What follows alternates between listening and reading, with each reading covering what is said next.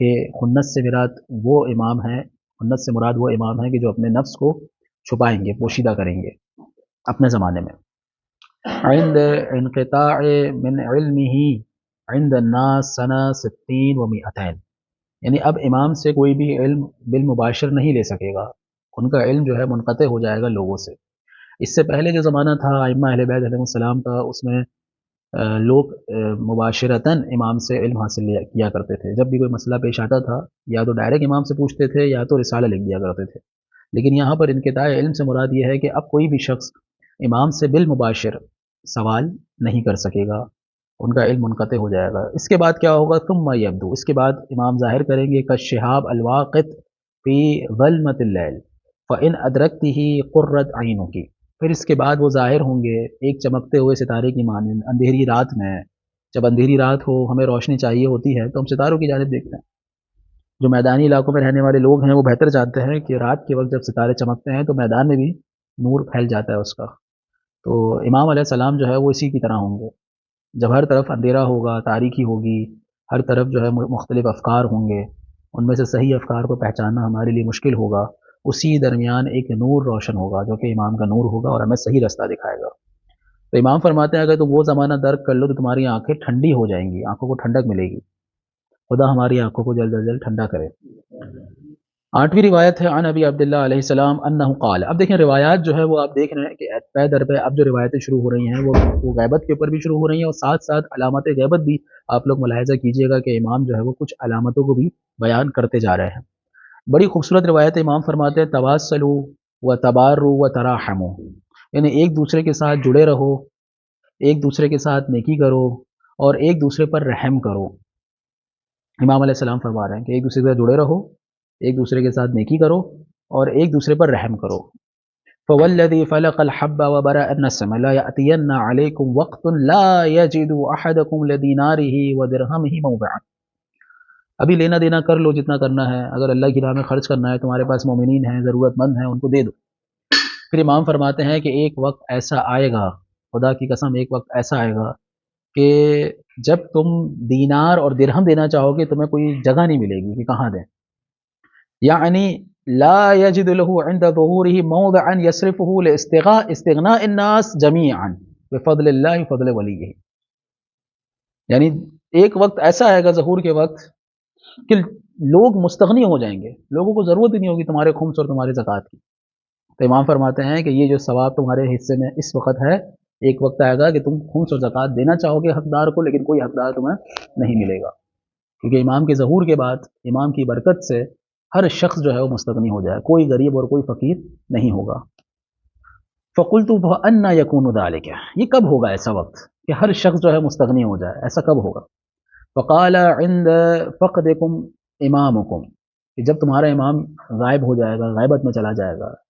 فلا تزالون كذلك، تم اسی طرح رہو گے حتى يطلع عليكم كما تطلع الشمس آئس ما تكونون، یعنی یہاں تک کہ تمہارے یعنی ظہور کرے گا اس طرح جس طرح ایک سورج نکلتا ہے اندھیری رات سے، تم کیا ہوگے جب تم نا امید ہو چکے ہوگے، نا امیدی جب بڑھ جائے گی اس وقت امام کا ظہور ہوگا، اسی طرح جس طرح ایک سورج نکلتا ہے۔ اس کے بعد امام فرماتے ہیں فَإِيَّاكُمْ وَالشَّكْ وَالْإِرْتِيَابِ، خبردار شک نہ کرنا اور شبہ میں نہ آنا، شبہ نہ ڈالنا، صحیح۔ وَانْفَوْا عَنْ أَنفُسِكُمْ الشُّكُوكَ، اپنے نفس کو شکوک سے پاک و پاکیزہ کرو۔ وَقَدْ حَذَّرْتُكُمْ، میں نے تمہیں خبردار کر دیا، فَاحْذَرُوا، لہٰذا خبردار رہو۔ یعنی ایک زمانہ ایسا آئے گا آخری زمانے میں کہ تم شک و ارتیاب میں پڑ جاؤ گے، شبہ میں آ جاؤ گے، تو اس سے بچنا۔ اسأل اللہ، یہ کون کر رہا ہے؟ امام دعا کر رہے ہیں توفیقکم و ارشادکم، میں خدا سے دعا کرتا ہوں کہ خدا تمہاری توفیقات میں اضافہ کرے، تم توفیق دے اور تمہیں جو ہے وہ ارشاد دے، تمہیں سیدھے راستے کی طرف گامزن رکھے۔ اب یہاں پر مصنف کیا کرتے ہیں، کیا کہتے ہیں فَلْيَنْظُرْ النَّاظِرُ إِلَىٰ هَٰذَا النَّهْيِ عَنِ الشَّكِّ۔ آپ دیکھیں کہ مصنف جو ہے وہ شک کے اوپر بات کرنا چاہ رہے ہیں، یعنی گویا کہ ایسا لگ رہا ہے کہ کتاب غیبت اس زمانے میں لکھی گئی کہ جس زمانے میں مومنین کے درمیان غیبت کے معاملے میں شک آ چکا تھا، اس لیے جو ہے وہ اب اسی طرف متوجہ کر رہے ہیں مصنف۔ کیا فرما رہے ہیں فَلْيَنْظُرْ النَّاظِرُ إِلَىٰ هَٰذَا النَّهْيِ عَنْ شَكِّهِ فِي صِحَّةِ غَیبَةِ الْغَائِبِ، کہ غائب کا غیبت میں جانا یہ صحیح ہے، اس میں کوئی شک نہ کرے، امام منع کر رہے ہیں شک کرنے سے۔ وَفِي صِحَّةِ ظُہُورِهِ، کہ ایک وقت آئے گا کہ امام ظہور کریں گے، اب ظاہر ہے ایک نیا نیا ماجرا ہے، چند سال گزرے ہیں، مومنین کے درمیان شک و شبہات پیدا ہو رہے ہیں کہ آیا ہم صحیح رستے پہ ہیں نہیں ہیں، ہمارا امام کہاں چلا گیا، کیا یہ وہی روایتیں ہیں جو آج کے دور کے لیے تھی؟ جیسے کہ آج کے زمانے میں ہم جو روایتیں پڑھتے ہیں آخری زمانے کے لیے، اب ہم کتنی بحث کرتے ہیں کیا یہ وہی روایتیں جو آج کے دور کے لیے ہے یا نہیں؟ تو اس زمانے کے مومنین کے دلوں میں بھی یہی ساری باتیں تھیں کہ غیبت کا زمانہ یہ وہی زمانہ ہے جس کے بارے میں امام نے کہا تھا، غیبت صغریٰ غیبت کبریٰ، یا کوئی اور زمانہ ہے، یا ہم کسی اور کے پیچھے، یا کوئی اور معاملہ ہے؟ یعنی کئی سارے شک و شبہات جو ہے مومنین کے درمیان گردش کر رہے تھے، اسی وجہ سے جو ہے وہ منع کیا امام نے۔ اب مصنف یعنی عالم دین منع کر رہے مومنین سے کہ شک نہ کرے، یہی وہ زمانہ ہے جس کے بارے میں امام نے کہا تھا کہ تمہارا امام غیبت میں جائے گا۔ آج کے زمانے میں ہمارے لیے یہ بات بدیہی ہے کہ ہمارا امام جو ہے وہ غیبت میں ہے، یعنی ہمیں کوئی شک نہیں ہے، کوئی شبہ نہیں ہے، لیکن جب یہ زمانہ شروع ہو رہا تھا تو ایک جب نیا موڑ آ رہا تھا مومنین کے درمیان تو کافی تلاطم تھا مومنین کے درمیان، کافی مشاکل تھے، مشکلات تھی، قبول کرنے میں پریشانی تھی۔ جید، اب یہاں پر وَإِلَى قَوْلِهِ بِعَقْدِ النَّهِي عَنِ الشَّكِّ وَفِيهِ وَقَدْ حَذَّرْتُكُمْ فَاحْذَرُوا، یعنی من الشک۔ اب دیکھیں امام جو ہے وہ تحذیر کر رہے ہیں، خبردار کر رہے ہیں کہ خبردار شک نہ کرنا۔ نعوذ باللہ من الشک والارتیاب، مصنف کہہ رہے ہیں ہم اللہ کی پناہ مانگتے ہیں شک اور ارتیاب سے۔ ومن سلوک جادت الطریق المورد الى الہلاک، کہ ہم اس راستے پہ چلیں کہ جو ہمیں ہلاکت کی طرف لے جائے۔ وَنَسْأَلُهُ وَالثَّبَاتَ عَلَى الْهُدَىٰ إِلَىٰ آخِرِهِ، اور اس کے بعد مصنف جو ہے وہ دعا کر رہے ہیں کہ خدا ہمیں سیدھے راستے پہ گامزن رکھیں۔ تو یہی علماء ہوتے ہیں، علماء ہمیں بہتر جانتے ہیں کہ ہمارے لیے آج کے زمانے میں کیا بہتر ہے۔ یعنی بعض اوقات ایک عام آدمی، ایک عام مومن شک و شبہات میں مبتلا ہو جاتا ہے، مگر ایک عالم دین پورے وثوق سے کہتا ہے کہ یہی وہ زمانہ ہے جس زمانے کے بارے میں امام گفتگو کر رہے تھے۔ تو اس زمانے میں شیخ نعمانی نے لوگوں کو بتایا کہ یہی وہ زمانہ ہے، اس زمانے کے بارے میں شک نہ کریں، یہ غیبت کا زمانہ ہے۔ سمجھ رہے ہیں آگے سب؟ اب مزید آپ روایتیں پڑھیں گے تو پھر آپ لوگ کے ذہن میں باتیں آئیں گی کہ کیا آیا کون کون سے شبہات جو ہے وہ زمانے میں وارد تھے، جس کی وجہ سے مصنف کو کتاب لکھنی پڑی، اور کتاب بھی کس چیز کی لکھی؟ حدیث کی لکھی۔ سمجھ رہے ہیں آگے صاحب؟ یعنی کہ حدیثوں کے ذریعے سے امام نے کوشش کیا کہ ان شک و شبہات کو دور کیا جا سکے جو ہمارے مومنین کے درمیان رائج ہو چکے ہیں، نہ کہ اپنے فلسفے اور عقائد اور اپنے فلسفے اور قواعد عقلیہ اور قواعد عقلیہ اور نقلیہ کے ذریعے سے جو ہے وہ ان چیزوں کو ثابت کریں کہ ان شک و شبہات کو دور کریں، بلکہ امام کے کلام کو لے کر آئے تاکہ مومنین کے شک و شبہات کو دور کیا جا سکے۔ اب آپ دیکھیں اس کے بعد والی روایت ہے، کنت عند ابی عبداللہ علیہ السلام فی مجلسہ معی غیری فقال لنا ایاکم والتنویہ، کہ خبردار اشارہ بھی نہ کرنا، نام بھی نہ لینا، تنویہ سے مراد نام نہ لینا، اشارہ نہ کرنا، اشارہ کرنا، یعنی باسم القائم، نام نہیں لینا ان کا۔ وقت وکنت ارا یرید غیری، یعنی میں یہ دیکھ رہا تھا کہ میں یہ سوچ رہا تھا کہ امام جو ہے وہ یہ بات نہیں کرنا چاہ رہے، یعنی یرید غیری یعنی یہ کچھ اور کہنا چاہ رہے اس کے پیچھے۔ فقال علی یا ابا عبداللہ ایاکم والتنویہ، کہ تمہیں چاہیے کہ تم نام نہ لو، امام کی طرف اشارہ نہ کرو۔ واللہ لا یغیبن سبتا من الدہر، ایک وقت آئے گا کہ وہ ایک طویل عرصے کے لیے، سبتن کہتے ہیں یعنی طویل عرصہ، من الدہر یعنی بہت ایک طویل عرصے کے لیے غیبت میں چلا جائے گا۔ ولا یخملن، اور یہاں تک کہ ولا یخملن یعنی یہاں تک کہ وہ مجہول ہو جائے گا، لوگ اس کا ذکر کرنا بھی چھوڑ دیں گے، جیسا کہ آج ہمارے معاشرے میں ہو رہا ہے کہ امام کا ذکر جو ہے وہ نہ ہونے کے برابر ہے۔ تو ایک مرتبہ میں آج سے تقریباً 7-8 سال پہلے ایک جگہ درس دے رہا تھا، تو حوزے میں ہی، تو میں نے کہا کہ امام تن و تنہا ہیں۔ ایک طالب علم معاشرے سے ہوشیار تھے اور بڑے سمجھدار اور آج ماشاء اللہ اچھے طلباء میں سے ہیں، انہوں نے اعتراض کیا درس کے بعد کا، سیدنا یہ جو آپ نے درس کے درمیان کہا کہ امام زمانہ تن و تنہا ہے، تو امام کی خدمت میں تو جناب ادریس بھی ہے، جناب خضر بھی ہے، جناب عیسیٰ بھی ہے، اور کچھ مومنین بھی ہیں، کچھ فرشتے بھی ہیں، تو یہ بات تو ہضم نہیں ہو رہی کہ امام تن و تنہا ہے۔ تو جیسا کہ بھی میں کہہ رہا ہوں کہ امام کا ذکر جو ہے متروک ہے، مہجور ہے، امام کا ذکر جو ہے وہ غیر مذکور ہے، امام کا ذکر جو ہے منسی ہے، امام کا ذکر جو ہے وہ یعنی آپ جو نام دے سکتے ہیں دے دیں، تو آپ کہیں گے کہ آگے اس وقت میں اور آپ جو ذکر کر رہے ہیں وہ کیا ہے کہ نہیں آگے صاحب؟ تو اسی طرح اس طالب علم نے خدا اسے جزائے خیر ایک اچھا سوال کیا درس کے بعد، تو میں نے اس کا جواب دیا کہ ایک امام کہ جو اللہ کی جانب سے حاکم ہے اور پوری دنیا کا حاکم ہے، کہا ہے کہ نہیں؟ کہا جی ایسا ہے۔ میں نے کہا ایک عام آدمی کہ جو کسی ملک کا حاکم ہوتا ہے، جب وہ کسی جگہ سے نکلتا ہے تو اس کے آگے پیچھے کتنا پروٹوکول ہوتا ہے کہ نہیں ہوتا؟ کہا ہوتا ہے۔ لوگ جب وہ ٹی وی پر آتا ہے اسے سننے والے کتنے لوگ ہوتے ہیں؟ کہا وہ بہت لوگ ہوتے ہیں۔ تو میں نے کہا جو اللہ کی جانب سے حاکم ہو، صحیح ہے، پوری کائنات کا حاکم ہو اور اس کے آس پاس صرف 8-10 افراد ہوں، تو کیا وہ تنہا تصور نہیں کیا جائے گا؟ تو اسی طرح امام کا ذکر ہے، یعنی وہ امام کے جس کا حق تھا کہ اس کا ذکر ہر جگہ کیا جائے، اس کو ہر جگہ پکارا جائے، صحیح ہے، لیکن آج وقت یہ آ چکا ہے کہ چند مومنین ایک جگہ بیٹھتے ہیں اور ان کا ذکر کرتے ہیں، تو یہ ذکر جو ہے متروک ہے کہ نہیں ہے؟ آگے یا آپ اسے کہیں گے کہ ہاں یہ ذکر ہو رہا ہے، سمجھ رہے ہیں؟ علی کل کہ ذکر کیا ہوتا ہے، یہ ایک یعنی انسان کی شان کے مطابق ہوتا ہے، انسان کی جتنی بڑی شان ہوتی ہے اس کا ذکر اسی کے حساب سے ہوتا ہے، اگر اس حساب سے ذکر نہ ہو رہا ہو تو وہ ذکر نہیں کہلاتا. سمجھ رہے ہیں قسم؟ جید نبی روایت ہے. اچھا اس کے بعد کیا کہا امام نے؟ حتی یقال، امام کو اتنا یعنی کہ غیر مذکور کر دیا جائے گا کہ یہ کہا جائے گا ما تا وهلك بغی واد سلک، یا تو وہ مر چکے ہیں یا تو وہ کسی وادی میں جا کے ہلاک ہو چکے ہیں. ولا تفیضن علیہ اعین المؤمنین، تو امام فرماتے ہیں کہ مومنین بہت گریا کریں گے، روئیں گے. ولا یکفئن تکفؤ السفینۃ کفی امواج البحر، اب یہاں کیا ہوگا کہ مومنین ڈگمگائیں گے، ایسے ہی ڈگمگائیں گے جس طرح سے بڑی بڑی موجیں جب سمندر میں آتی ہے تو بڑی بڑی کشتیاں بھی ڈگمگا جاتی ہیں، ایسے ایسے ہو جاتی ہیں. مومنین بھی جو ہے وہ آخری زمانے میں ڈگمگائیں گے.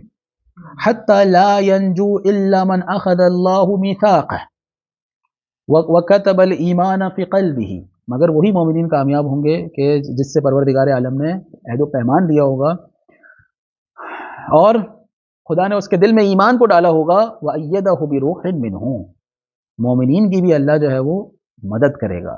بروح منہ سے کیا مراد ہے؟ اسے کہتے ہیں جب مومنین کے ساتھ روح کا کلمہ آئے تو وہ نصرت کے معنی میں ہے، خاص نصرت کے معنی میں، یعنی ایک خاص طرح کی نصرت. سمجھ رہے ہیں سب؟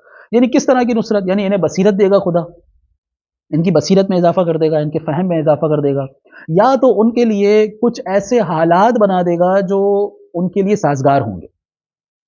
یعنی اگر مومن کو کسی مقام پہ پہنچنا ہے تو خدا اس کے لیے حالات کیا کرے گا؟ سازگار کر دے گا کہ وہ اس مقام تک پہنچ سکے. اسی کہتے ہیں کہ بے روح منہ. سمجھ رہے ہیں سب؟ جی ہاں. وَلَتَرْفَعَنَّ 12 رَایَةً، اور اس زمانے میں کتنے جھنڈے بلند ہوں گے؟ 12 جھنڈے بلند ہوں گے. مشتبہ لا يعرف ای من ای، سب ایک دوسرے سے جو ہے وہ شباہت رکھتے ہوں گے، کوئی نہیں جان پائے گا کون سا جھنڈا کس کے تحت. اتنے سارے جو ہے وہ حق کے دعوے دار آخری زمانے میں ہوں گے. اب آپ مجھے بتائیے یہ ایک بہت بڑا امتحان ہے کہ نہیں ہمارے لیے، آج کے زمانے کے لیے؟ ہمیں نہیں پتا کیا صحیح ہے اور کیا غلط ہے. سوشل میڈیا کچھ بتاتا ہے صحیح ہے، حقیقتیں کچھ اور ہوتی ہیں، معاملات کچھ اور چل رہے ہوتے ہیں، ظاہر کچھ اور ہوتا ہے اور پیچھے سے کچھ اور ہو رہا ہوتا ہے. کافی چیزیں چل رہی ہوتی ہیں، صحیح نا سب. قال المفضل فبکیت، اب جب یہ معاملہ سنا، اب دیکھیں مفضل جیسے لوگوں کو جو ہے وہ نہیں پتا یہ سارے معاملات کیا ہے، کیونکہ یہ تو اس زمانے میں ہے جس زمانے میں امام خود زندہ ہیں، بتا رہے ہیں، ظاہر ہیں، غائب بھی نہیں ہیں. تو مفضل نے جب یہ معاملہ سنا کہ ایسا بھی زمانہ آئے گا کہ 12 جھنڈے بلند ہوں گے، صحیح ہے، اور 12 جھنڈے کوئی عام بندہ بلند نہیں کرے گا، آل ابی طالب سے ہوں گے. یہ ساری روایتیں گزر چکی ہیں. اب ایک عام مومن کیا سمجھے گا کہ آل ابی طالب سے ہے تو لہٰذا یہ صحیح ہوگا، یہ بھی صحیح ہوگا، تو وہ بھی صحیح ہوگا، سب ایک دوسرے کے بھی خلاف ہوں گے، مشتبہ بھی ہوں گے.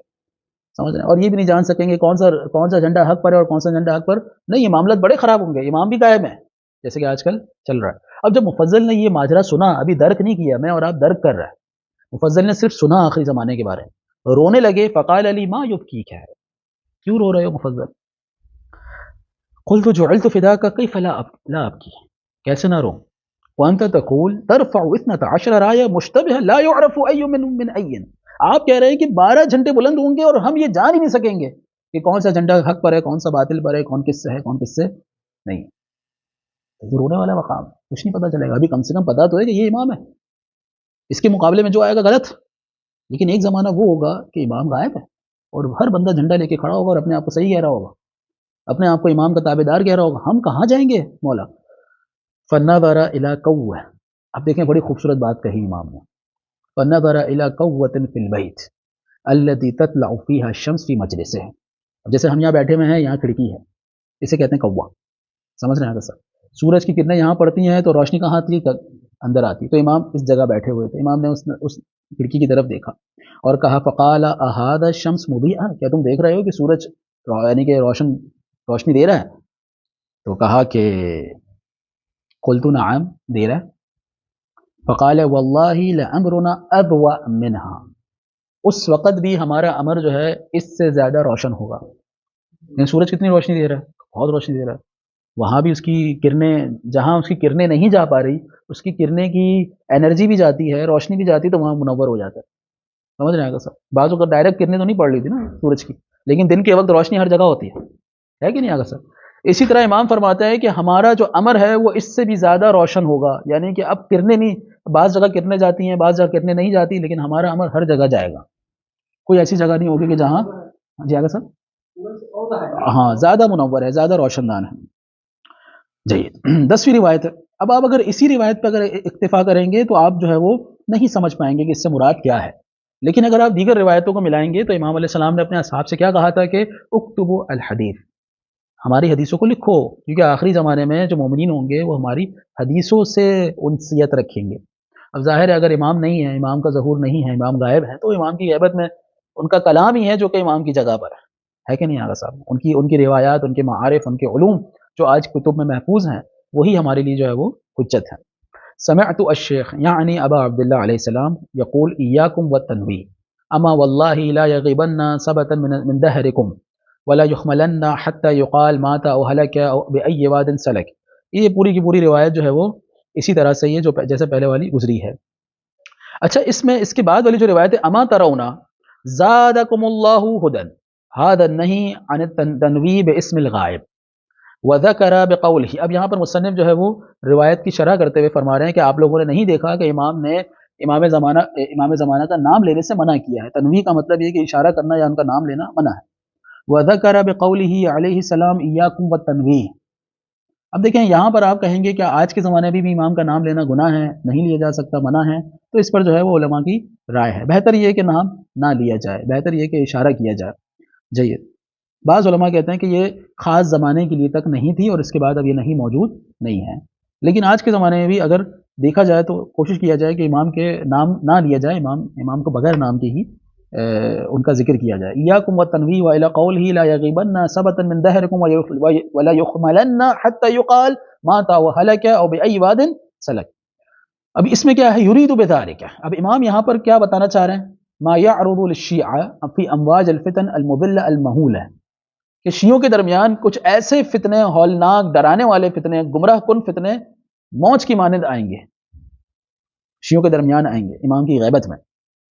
وما يتشعب من المذاهب الباطل المتحیر المتلددہ، اور ان کی جو شاخیں ہوں گی، کچھ شاخیں نئے نئے گروہ جو کہ مذاہب باطلہ سے آئیں گے شیعوں کے درمیان، صحیح ہے، جو کہ خود متحیر ہوں گے، پریشان ہوں گے، نہیں پتہ کیا کرنا ہے، اور خود الجھن کے شکار ہوں گے۔ المتلددہ متحیرہ ایک ہی معنی میں ہے، یعنی الجھن کے شکار ہوں گے، حیران و پریشان ہوں گے، انہی مذاہب میں سے کچھ نئی شاخیں، کچھ نئے گروہ نکل کے سامنے آئیں گے جو شیعوں کے درمیان اپنے افکار ڈالیں۔ وما يرفع من الرايات المشتبہہ، یعنی اور اسی طرح سے کچھ ایسے جھنڈے بلند ہوں گے جو کہ مشتبہ ہوں گے، یعنی حق کی طرف مائل ہوں گے۔ مشتبہ میں کیا ہے، مشتبہ کا مطلب یہ ہوتا ہے کہ وہ چیز کے جس میں حق کا شیبہ پایا جاتا ہو، جس میں حق سے شباہت پائی جاتی ہو، سمجھ رہے ہیں سب، ورنہ رایات الباطلہ کہتے ہیں امام نے کہا نہیں، مشتبہ یعنی ایسے رایات، ایسے جھنڈے کہ جس سے کہیں نہ کہیں حق جھلک رہا ہو، البتہ وہ حق نہ ہو، سمجھ رہے ہیں سب؟ جی آگے صاحب، سبتن من الدہر یعنی کہ طویل عرصہ، سبتن من الدہر یعنی طویل عرصہ، یعنی للمدعین الامام من آل ابی طالب۔ اگر ایک آل ابی طالب میں سے کھڑا ہو کے کہے کہ میں امام ہوں تمہارا، تو اب یہ بھی ایک کیا ہے، ایک عام آدمی کیا بولے گا کہ یہ بھی آل ابی طالب ہی ہے، صحیح ہے نا۔ والخارجین منہم طلبا للرئاسہ فی کل زمان، اور ان میں سے کچھ لوگ ایسے نکلیں گے کہ جو ریاست چاہیں گے ہر زمانے میں، ان میں سے کچھ لوگ ایسے نکلیں گے۔ فإنه لم يقل مشتبہ الا ممن كان من هذه الشجرة ممن يدعي ما ليس له من الامامة ويشتبه على الناس امره بنسبه۔ امام نے کیا کہا کہ مشتبہ، اس سے مراد یہ ہے کہ یہ وہ لوگ ہوں گے کہ جو امامت کا دعویٰ کریں گے مگر امام نہیں ہوں گے۔ امامت کا دعویٰ کس عنوان سے کریں گے؟ کیونکہ ہم بھی اسی نسب سے ہیں، اپنی نسب کو رکھتے ہوئے، اس نسب کو جو ہے وہ حجت بناتے ہوئے دعویٰ کریں گے۔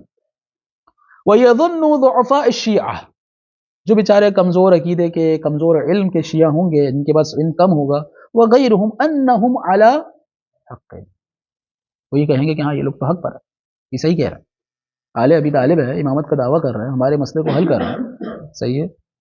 یعنی کہیں نہ کہ دیکھیں کوئی بھی شیعہ ہر آل ابی طالب کے پیچھے نہیں جائے گا، یہ بات ذہن میں رکھیے، کہیں نہ کہیں وہ ایسی حرکت ضرور کرے گا، وہ آل ابی طالب میں سے جو بھی ہوگا وہ ایسی حرکت ضرور کرے گا جو امام کی شباہت رکھتی ہے امام سے، تاکہ ایک عام شیعہ جو ضعیف شیعہ ہے، جو کہ دور تک نہیں دیکھ سکتا، جس کی نظر جو ہے وہ نور خدا نہیں ہے، جیسے امام فرماتے ہیں کہ نا اتقوا فراست المؤمن فانه ينظر بنور اللہ، مومن کی فراست سے خبردار رہو، ڈرو، کیونکہ مومن جب دیکھتا ہے تو اللہ کے نور سے دیکھتا ہے، بڑا آگے تک دیکھتا ہے، وہ ایک عام مومن نہیں دیکھ سکتا، یہ وہ مومن ہوتا ہے جو اللہ سے متصل ہوتا ہے، اللہ سے جڑا ہوا ہوتا ہے، سمجھ رہے ہیں آگے سب؟ تو یہاں پر جو ہے وہ کوئی نہ کوئی ایسی حرکت تو کرے گا نا یہ علی ابی طالب میں سے. ایک عام آدمی سمجھے گا کہ نہیں یہ حق پر ہے، یہ صحیح کہہ رہا ہے، اذا كانوا من اہل البیت الحق والصدق، کیونکہ یہ لوگ تو اہل بیت میں سے ہیں، حق اور صدق کہتے ہیں. ولیس كذلك، کہ ایسا نہیں ہے، لأن اللہ عز وجل قصر هذا الامر، پروردگار عالم نے اس امر کو خاص کیا ہے کس کے ساتھ؟ ہاں، على صاحب الحق ومعدن الصدق الذي جعله الله له ولا يشركه فيه احد. خدا نے اس امر کو خاص کیا ہے اہل بیت علیہ السلام کے ساتھ، اس کے ساتھ خاص کیا ہے جس کے لیے خدا نے اس امر کو بنایا ہے، اس میں کسی کو بھی شریک قرار نہیں دیا. وَلَيْسَ لِلْخَلْقِ مِنَ الْعَالَمِ ادعاءُ دُونَ، اور کسی کو حق نہیں ہے کہ وہ دعویٰ کرے امامت کا سوائے اس کے. جید. فَثَبَّتَ اللَّهُ وَالْمُؤْمِنِينَ مَعَ وُقُوعِ الْفِتَنِ وَتَشَعُّبِ الْمَذَاهِبِ. یہ کون کہہ رہا ہے؟ یہ آج سے تقریباً 1100 سال پہلے کی بات ہے. یعنی 1100 سال پہلے جو ہے ایک عالم دعا کر رہا ہے مومنین کے لیے کہ پروردگار عالم مومن کو ثابت قدم رکھے فتنوں کے زمانے میں. اب جیسے جیسے زمانہ آگے بڑھتا جا رہا ہے فتنے بڑھتے جا رہے ہیں. فتنہ کس سے بولتے ہیں آقا صاحب؟ فتنہ کہتے ہیں مختلف افکار، مختلف نظریات، یہ نہ معلوم کر سکے کہ کون سا نظریہ صحیح ہے اور کون سا نظریہ غلط ہے. اس لیے کہا کہ کن فی الفتنتی، کہ یہ فتنے کا جو زمانہ ہے وہ کون سا زمانہ ہے؟ بلبلۃ الافکار. بلبلۃ الافکار کسے کہتے ہیں؟ یعنی افکار کی موجیں، امواج. حق کا ایک تو ہوتا ہے حق کا مشتبہ ہونا، ایک ہوتا ہے اس کے حق کے مقابلے میں افکار کا ہونا. یعنی ایک فکر ہے حق کی اور ایک فکر ہے باطل کی. بعض اوقات ایسا ہوتا ہے کہ 2 فکریں باطل کی اور ایک حق کی ہے. بعض اوقات ایسا 3 ہوتی ہے، ایک حق کی، 4 ایک حق، 5 ایک حق. اگر یہاں پر جو معاملات چل رہے ہیں اس وقت لاکھوں افکار ہیں اور اس کے مقابلے میں ایک فکر حق کی ہے. یعنی ایسا ہے کہ آٹے میں نمک کے برابر. اب نمک ڈھونڈیں آٹے کے اندر سے. جی، اسی لیے اس سے کہا فتنہ ہے. یہاں پر ایک عالم دین جو ہے وہ اسی کی دعا کر رہے ہیں کہ پروردگار عالم مومنین کو ثابت قدم رکھ کے فتنے کے زمانے میں. فتنے کا زمانہ جو ہے وہ تشعب المذاہب. تشعب المذاہب، تشعب المذاہب سے مراد کیا ہے؟ یعنی مذہب کے اندر شاخیں نکلتی جائیں، ایک کے بعد ایک شاخ، ایک کے بعد ایک شاخ. تم مجھے نہیں مانتے، میں تمہیں نہیں مانتا، ابھی تمہارا مسئلہ الگ ہے، میرا الگ ہے، میں فلاں تم فلاں. یعنی نظریات اور افکار کے ساتھ ساتھ مذہب کے اندر شاخیں نکل رہی ہیں، مسلسل نکلے جا رہی. وَتَكَفُّئِ الْقُلُوبِ وَاخْتِلَافِ الْأَقْوَالِ. یہ کس کی بات ہو رہی ہے آقا صاحب؟ یہ مومنین کی بات ہو رہی ہے، مسلمانوں کی بات. کہ مومنین کے دل کیا ہوں گے؟ ڈگمگا جائیں گے. اقوال میں کیا ہوگا؟ اختلاف ہوگا. کیا ایسا ہو رہا ہے کہ نہیں ہو رہا ہے؟ مومن کے گربان کو پکڑ رہا. وَتَشَتُّتِ الْآرَاءِ، ہر بندے کی اپنی رائے ہوگی، مختلف آراء، مختلف مذاہب، مختلف افکار. وَنُقُوبِ النَّاكِبِينَ عَنْ صِرَاطِ الْمُسْتَقِيمِ، اور بھٹک جانا، بھٹکنے والوں کا بھٹک جانا صراط مستقیم سے، علی نظام الامام، امامت کے نظام سے بھٹک جائے. وحقیقت الامر وضیائه غیر مغترین بلمع السراب والبروق الخوالق، اور وہ ایسے امر کی طرف جائیں گے جو سراب کی مانند ہوگا، جو دور سے تو پانی نظر آ رہا ہوگا. سراب کسے بولتے ہیں؟ اردو میں بھی سراب ہی بولتے ہیں. یعنی سراب وہ، یعنی کہ اگر آپ کسی ریگستانی یا ایسے ہائی وے پہ چل رہے ہیں جہاں دھوپ بہت سخت ہو، دور سے ایسا لگے گا پانی ہے، لیکن وہ پانی تو یہ ایسے رستے پہ چل پڑے. اسی طرح سے کیا بولتے ہیں، ایسی جھوٹی بجلیاں جو کہ گرجتی تو ہے مگر برستی نہیں. یعنی بعض بجلیاں ایسی ہوتی ہے جو آسمان پہ گرج رہی ہوتی ہے اور بجلی دیکھ کے بولتے ہیں بارش ہوگی، لیکن اس کے بعد بارش، تو اسے کہتے ہیں البروق الخوالق. خوالق یعنی وہ بروق، وہ بجلیاں جو کہ جھوٹی ہیں، سچی نہیں. بعض بجلیاں ایسی جو گرجنے کے بعد برس جاتی. سمجھ رہے ہیں آپ سب؟ ولا مائلین مع ظنون الكواذب حتى يلحق الله منهم من يلحق بصاحبه، یہاں تک کہ پروردگار عالم جو ہے وہ غیر مبدل ولا مغیر، کچھ لوگوں کو کہ جو اس کے امام تک پہنچا دے گا خدا، یلحق یعنی خدا اسے ملا دے گا اس کے امام کے ساتھ. وہ کون ہوگا؟ کہ جو بالکل نہیں بدلا، جو بالکل متغیر نہیں ہوا، اپنے منہج پر باقی ہے. ایسے شخص کو جو ہے وہ پروردگار عالم اس کو اس کے امام تک پہنچا دے گا. وَيَتَوَفِّي مَنْ قَضَى نَحْبَهُ مِنْهُمْ قَبْلَ ذَلِكَ غَيْرَ شَاكٍ وَلَا مُرْتَابٍ، اور ان میں سے بعض کو خدا اپنی بارگاہ میں بلا لے گا، وفات دے گا، کہ جو بغیر حالت ارتیاب کے ہوں گے، شک و شبہ میں نہیں جائیں گے اس دنیا سے، یقین کے ساتھ اس دنیا سے جائیں گے، صحیح راستے کے ساتھ اس دنیا سے جائیں گے. وَيُوَفِّي كُلًّا مِنْهُمْ مَنْزِلَتَهُ وَيُحِلُّ لَهُ مَرْتَبَتَهُ فِي عَاجِلٍ وَآجِلٍ، اور ہر کسی کو اس کا اجر دے گا خدا. تو جو اس راستے پہ قائم رہے گا، صحیح راستے پر قائم رہے گا، ان میں سے بعض ایسے ہوں گے جو امام سے جا کے ملاقات کریں گے، یعنی ظہور میں ان کا ساتھ دیں گے، اور کچھ اس دنیا سے چلے جائیں گے. دونوں صورتوں میں پروردگار عالم جو ہے وہ مومنین کو اجر دے گا، ان کی منزلت انہیں دے گا، ان کا اجر دے گا۔ اللہ کل ایک سوال آپ کے بھی ذہن میں آئے گا کہ بھائی پھر وہ راستہ کون سا ہے، کہ کس راستے پہ ہمیں آخری زمانے میں چلنا چاہیے؟ صحیح ہے، تو امام نے اس کے اوپر بہت سارے معیارات دیے ہیں کہ امام علیہ السلام کیا فرماتے ہیں کہ اعرفوا منازل شیعتنا، کہ ہمارے شیعوں کی منزلوں کو پہچانو، ان کی قدر و قیمت کو پہچانو، کس طرح سے؟ بقدر روایتہم عنا، کہ وہ ہماری کتنی باتیں تم سے کرتے ہیں۔ یعنی اگر آپ نے دیکھنا ہے کہ کس شخص کے ساتھ چلنا ہے، یعنی آخری زمانے میں امام نے ایک منہج دے دیا آپ کو۔ منہج کیا ہے؟ علوم اہل بیت۔ آخری زمانے میں یہی ایک منہج ہے کہ جس پر ہمیں قائم رہنا ہے، جس پر ہمیں گامزن رہنا ہے، لیکن اس کے لیے ضروری یہ ہے کہ پہلے ہم اس منہج کو پڑھیں، سمجھیں، تبھی تو ہم چل سکیں گے۔ وَإِلَّا یہ کہ اس زمانے میں اہل بیت علیہ السلام کے علوم کو پڑھے بغیر چلنا ایسا ہے جیسے آپ اندھیری رات میں ایک ایسی گاڑی پہ سوار ہے جس کی ہیڈ لائٹ ہی نہیں ہے، پتہ نہیں کہاں جا کے کب جا کے ٹکرا جائے، سمجھ رہے ہیں؟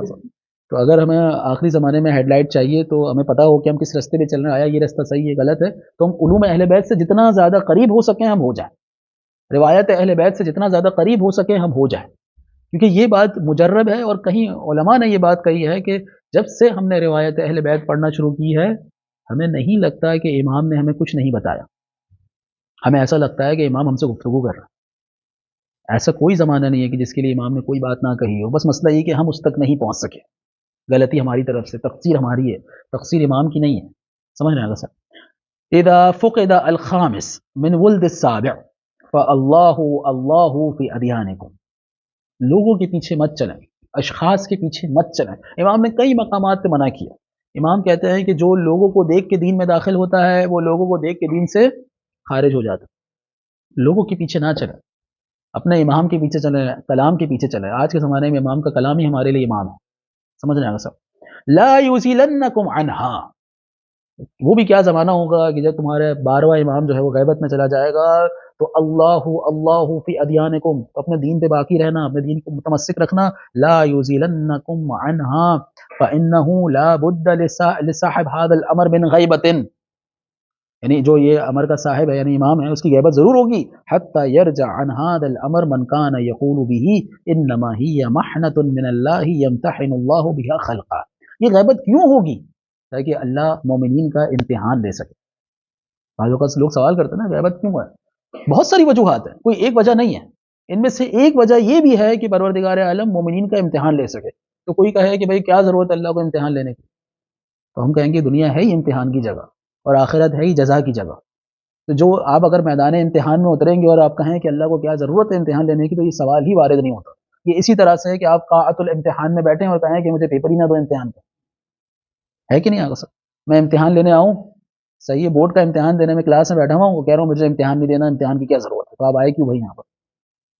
اب جب آپ امتحان کے قاعہ پہ بیٹھے ہوئے ہیں، قاعۃ الامتحان میں موجود ہیں، ہال ایگزامینیشن ہال میں ہیں، تو اس کا مطلب یہ کہ امتحان تو ہوگا، تو یہ کہ اللہ کی جانب سے مومنین کا امتحان ہے۔ انما ولو علم آباؤکم و اجدادکم، اگر تمہارے آبا و اجداد کو دینن جانتے کوئی دین اصح من هذا الدین لاتبعوه، اگر تمہارے آبا و اجداد اس دین سے بہتر کوئی دین جانتے ہوتے تو اس کی اتباع کرتے۔ تو ایک دلیل امام نے کہا کہ اپنے دین پر باقی رہنا، کیونکہ تمہارے آبا و اجداد بھی اس دین پر باقی تھے۔ اب یہ جو دلیل دی ہے امام نے یہ ادنا دلیل ہے، سمجھ رہے ہیں؟ یعنی کم سے کم آپ ایک بات جو ہے مومنین سے کہہ سکتے ہیں کہ بھائی تم اپنے دین پر باقی رہو، کیونکہ تمہارے آبا و اجداد بھی تمہارے اس دین پر تھے، تو یہ بھی ایک دلیل ہے۔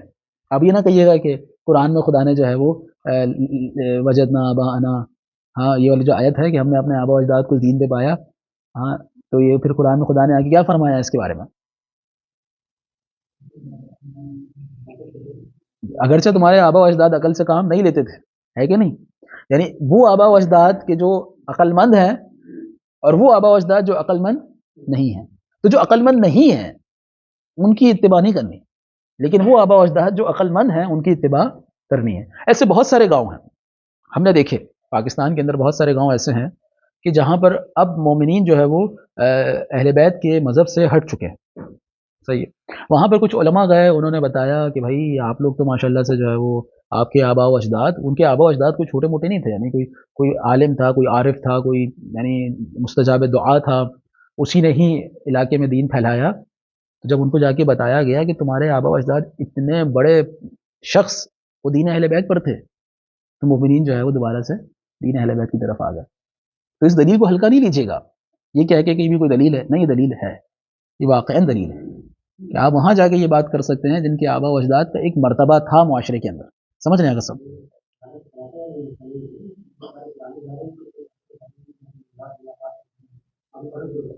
جی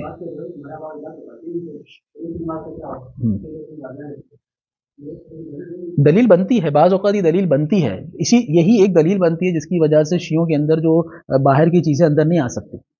سمجھ رہے ہیں آقا صاحب؟ خود شیعوں کے لیے بھی دلیل بنتی ہے کہ بھئی آپ مجھے یہ بتائیے جو چیز آپ کو آج سمجھ میں آ رہی ہے تو کیا 25 سال پہلے، 50 سال پہلے، 60 سال علماء بھی یہ دلیل بحث خارج میں بھی رکھتا ہے، فقہی مسئلے کو ثابت کرنے کے لیے رکھتے ہیں علماء کہ یہ بات جو آج ہمیں سمجھ میں آ رہی ہے تو کیا 1000 سال سے علماء کو سمجھ میں نہیں آئی؟ کیا وہ لوگ عاقل نہیں تھے یا میں کوئی ایک الگ طریقے سے سوچ رہا ہوں؟ یعنی انسان یہ احتیاط واجب، یہ احتیاط لازم کیا ہے؟ یہ احتیاط لگائی جاتی ہے یہاں پر، اسی لیے لگائی جاتی ہے کہ یہ دلیل ہے، اس کا انکار نہیں کیا جا سکتا. کیونکہ امام نے بھی جو ہے وہ اس بات پہ ہی دلیل قائم کی کہ اگر تمہارے آبا و اجداد کو اس سے بہتر کوئی دین ملتا کہ جو عاقل تھے، سمجھدار تھے، تو وہ کسی اور دین کی طرف جاتے، تمہارے دین پہ کیوں باقی رہتے؟ یعنی آخری زمانے میں ہمیں نہیں پتا، شاید میں اور آپ آج اس زمانے میں درک نہ کر رہے ہو اس مسائل کو، 50 سال بعد، 60 سال بعد ہو سکتا ہے کہ مومنین کے درمیان بھی شک ہونے لگے کہ آیا کہ شیعہ مذہب صحیح ہے کہ نہیں ہے. میں اور آپ آج سمجھ رہے ہیں کہ نہیں، آج ایسا کوئی شک نہیں. تو اس وقت یہ بات کہی جائے گی کہ تمہارے آبا و اجداد جو اتنے سالوں سے اس دین پر ہیں، جنہوں نے اتنا دفاع کیا، اپنی جانیں دی، کیا وہ سارے کے سارے پاگل تھے، سمجھدار نہیں تھے، غبی تھے، بیوقوف تھے؟ تو یہ بھی ایک دلیل جو ہے ان کو متوجہ کرنے کے لیے کہ تم صحیح مذہب پر ہو، آؤ تحقیق کرو. یہ بات سمجھ رہے ہیں کم سے کم آپ تحقیق کی طرف لا سکتے ہیں بھٹکے ہوئے کو. قلت یا سیدی من الخامس من ولد صاحب. اب دیکھیں امام نے کتنی بسیط دلیل تک کوئی بیان کیا کہ اگر آپ نے ایک بھٹکے ہوئے لوگوں کو متوجہ کرنا ہو تو پہلا قدم تو یہی ہے، پہلا قدم یہی ہے کہ آپ اس سے بولیں کہ بھائی تمہارے آبا و اجداد سارے کے سارے اس مذہب پہ تھے، تم کیوں یہ مذہب چھوڑ لو؟ تو ایک منٹ کے لیے وہ سوچے گا ضرور کہ میں کیوں چھوڑ رہا ہوں. آؤ ریسرچ کریں، آیا یہ بات صحیح ہے یا غلط ہے، ایٹ لیسٹ آپ ریسرچ تک تو لا سکتے ہیں. فقال یا بنی عقولکم تصغر عن هذا. تمہارے بھی دماغ ابھی چھوٹے ہیں، تم ان باتوں کو سمجھ نہیں پاؤ گے. واحلامکم تضیق عن جی آگے سر، واحلامکم تضیق عن حمله. ابھی تم ان چیزوں کو برداشت نہیں کر پاؤ گے، تمہارے عقل میں نہیں آ پائے گی، فکر میں نہیں آ پائے گی. ان تعیشوا فسوف تدرکونہ. اگر تم زندہ رہے تو تم وہ زمانہ درک کر لو گے. تو ہمارے زمانے کو بھی اس زمانے کے بعض راوی درک نہیں کر سکتے تھے. آپ سمجھ رہے ہیں آپ؟ یعنی امام نے کیا کہا؟ یا بنیا ہے میرے بچے، وقولکم تصغر عن هذا. امام مستقبل کی بات کر رہے ہیں، یہ نہیں سمجھ پا رہے. امام نے کہا تمہاری عقل ابھی، ہم اس زمانے میں جی رہے ہیں، ہمارے لیے عین الیقین ہے. یہ زمانہ ہمارے لیے کیا ہے؟ عین الیقین ہے. لیکن ان کے لیے کیا تھا؟ سمجھ سے ہی باہر تھا. تو کچھ چیزیں آج ہمارے لیے سمجھ سے باہر ہیں، لیکن ایک وقت آئے گا کہ یہ ایک بدیہی چیز ہوگی.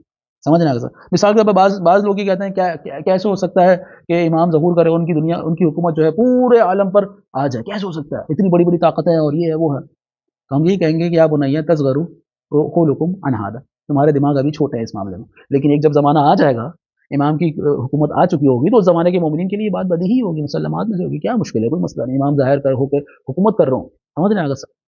اس کے بعد والی روایت ہے جو کہ آخری روایت ہم پڑھیں گے. قال لي ابا الجارود اذا دار الفلك. اب دیکھیں ایک اور جو ہے وہ علامت ظہور پہ امام نے گفتگو کی ہے کہ جب فلک میں حرکتیں پیدا ہو. دار الفلک سے مراد یہ ہے کہ ایک کے بعد دیگر حرکت پیدا ہو فلک کے اندر، بغیر تھمے، بغیر ثابت رہے، ایک کے بعد ایک حرکت ہو فلک میں. وقالوا مات او هلك وبأي واد سلك. یا تو امام گزر چکے ہیں یا تو ایسی وادی میں جا کے ہلاک ہو چکے ہیں. یعنی اس طرح سے وقال الطالب له ان يكون ذلك. اب کہاں سے ہوگا؟ وقد بليت عظامه. ان کی تو ہڈیاں بھی جو ہے وہ ختم ہو چکی ہیں، ملیاں میٹ ہو چکی ہیں. دیکھنا یہ نظریہ ہے، ابھی ہمارے دور میں تو نہیں ہے فی الحال، لیکن ہمارے لیے کیا ہے مشکل ہے سمجھنا. سمجھ رہے ہیں؟ فعند ذلك. اب جب معاملہ یہاں تک پہنچ جائے، کون کہے گا؟ وقال الطالب له. امام کو طلب کرنے والا وہ کہے گا. کہاں سے آئیں گے اب وہ؟ ان کی جو میت کی ہڈیاں تھیں وہ بھی جو ہے وہ مٹی بوس ہو چکی ہے، ختم ہو گئی ہے، خاک مل چکی ہے. تو پھر امام کہتے ہیں فعند ذلك فرتجوه. اب جب معاملہ اتنی ایکسٹریم پہ چلا جائے تو پھر اس وقت تم امام سے لو لگانا، امام کے آنے کی امید کرنا. فاذا سمعتم به. اور جب تم انہیں سن لو، فاتوه. تو فوراً پہنچ جانا امام کی محضر میں، امام کی محفل میں فوراً پہنچ جانا. ولو حبوا على الثلج. اگر تمہیں ہاتھوں اور پیٹ کے بل برف پہ چل کے بھی آنا پڑے تو پہنچ جانا، پیچھے نہیں ہٹنا. تو آپ دیکھ رہے ہیں کہ کس طرح سے جو ہے وہ اس کے بعد والی روایت بھی ان القائم اذا قام یقول الناس ان ذلك وقد بلیت عظامہ، یہ کہاں سے آ گئے؟ یہ تو ختم ہو چکے تھے، یہ تو ملیا میٹ ہو چکے تھے۔